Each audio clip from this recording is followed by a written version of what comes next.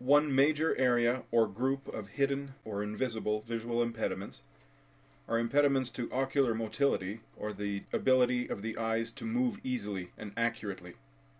In this first video, you are going to see an example of excellent ocular motor control ability.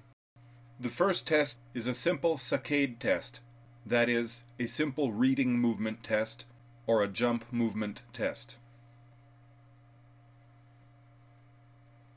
You see how the eyes are moving back and forth between two targets. The targets used here are spaced approximately the width of a page and approximately 40 to 50 centimeters in front of the student. The student is asked to jump between the targets as quickly as possible. In this case, the student has very little difficulty tracking from one target to the other and then fixating upon the target before releasing to find the other target.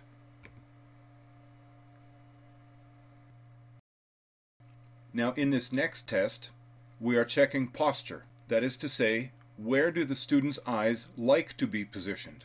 If the eyes tend to be positioned to inward or outward, then the student must fight against this tendency to keep his eyes targeting on a near object, especially while scanning through text.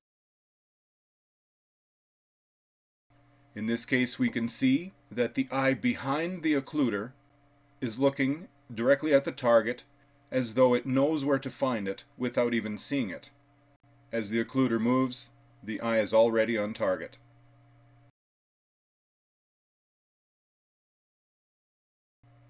Let's observe that one more time.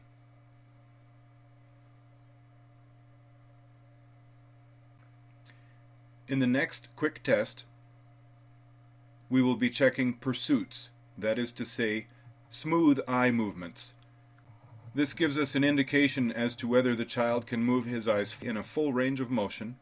In addition, if the child has difficulty tracking the target smoothly, especially across the midline, this is an indication that the child is having some developmental difficulties, especially if you notice that the child is recruiting the jaw or facial muscles to draw the eyes across the midline. In this case, this young man has no difficulty tracking the target, nice and smooth, and as he crosses the vertical midline, you notice that the eyes stay nice and steady. This last little test is a simple test of convergence. Is the child able to draw his eyes together? Of course, convergence is absolutely critical for reading, as the eyes must be drawn together and held in that position for extended periods of time. In this case, the child has absolutely no difficulty crossing his eyes inwards.